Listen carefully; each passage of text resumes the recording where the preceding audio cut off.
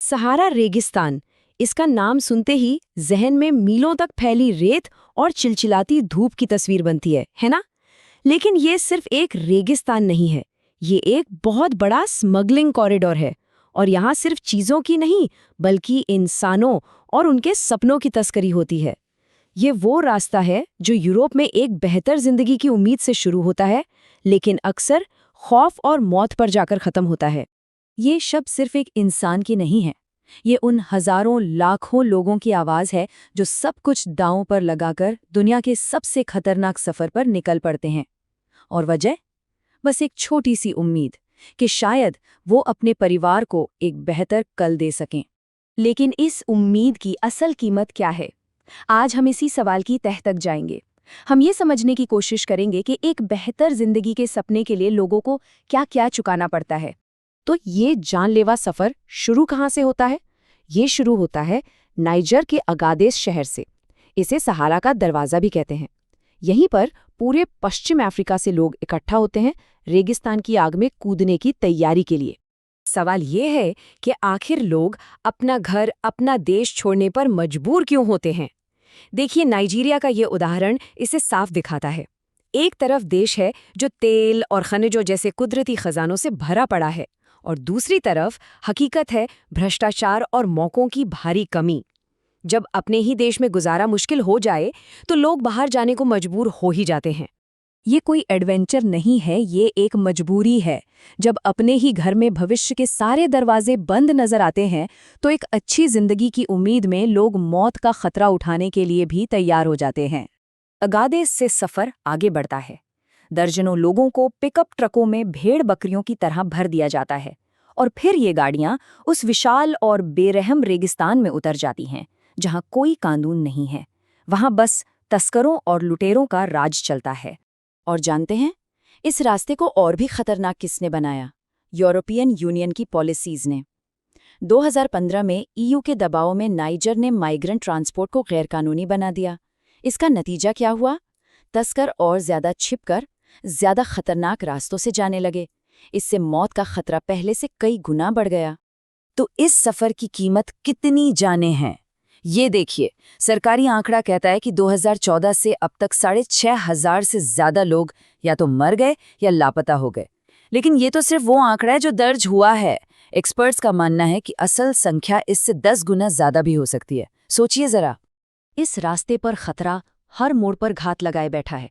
कभी check point पर सैनिक पैसे ऐंठ लेते हैं तो कभी बीच रेगिस्तान में गाड़ी खराब हो जाती है। डाकुओं के हमले का डर तो हमेशा बना रहता है, और सबसे बड़ा डर, कहीं पीने का पानी ना खत्म हो जाए। यहाँ जिंदगी और मौत के बीच का फासला बहुत बहुत कम है। बस उस बेबसी और लाचारी को महसूस कीजिए। डाकू आते हैं, आपका सारा सामान लूट लेते हैं और आपको रेगिस्तान में मरने के लिए छोड़ जाते हैं। उस एक पल में सारी उम्मीदें दम तोड़ देती हैं। जो लोग किसी तरह रेगिस्तान पार कर भी लेते हैं, उनके लिए मुश्किलें खत्म नहीं होती, बल्कि लीबिया पहुंचकर एक नए और शायद पहले से भी ज्यादा खौफनाक दौर की शुरुआत होती है। एक ऐसा देश जहां सरकार नाम की कोई चीज नहीं है, सिर्फ हथियारबंद गुटों का जंगल राज है। लीबिया में इंसान एक बिकाऊ माल बन जाता है। तस्करों ने किडनैप फॉर रैंसम का एक पूरा बिजनेस मॉडल बना रखा है। पहले लोगों को अगवा करो, फिर उनके परिवार को वीडियो कॉल पर उन्हें तड़पता हुआ दिखाओ, फिरौती वसूल करो, और कई बार तो पैसे मिलने के बाद भी उन्हें किसी दूसरे गैंग को बेच दो। जरा उस परिवार के बारे में सोचिए जो अपने किसी अपने को वीडियो कॉल पर बेरहमी से पिटते हुए देखने को मजबूर है।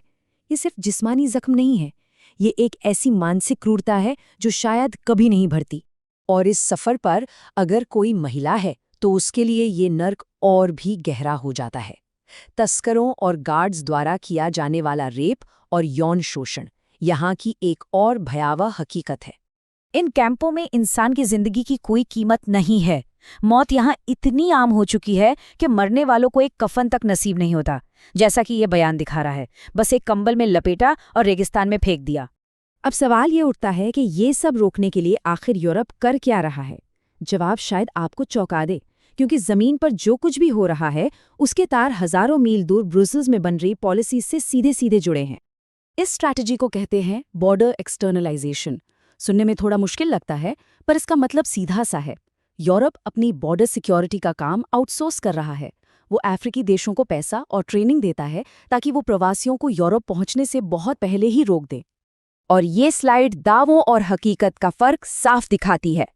एक तरफ ईयू मानवाधिकारों की बड़ी बड़ी बातें करता है, दूसरी तरफ उसी का पैसा और ट्रेनिंग उन्हीं क्रूर गुटों को मिल रही है।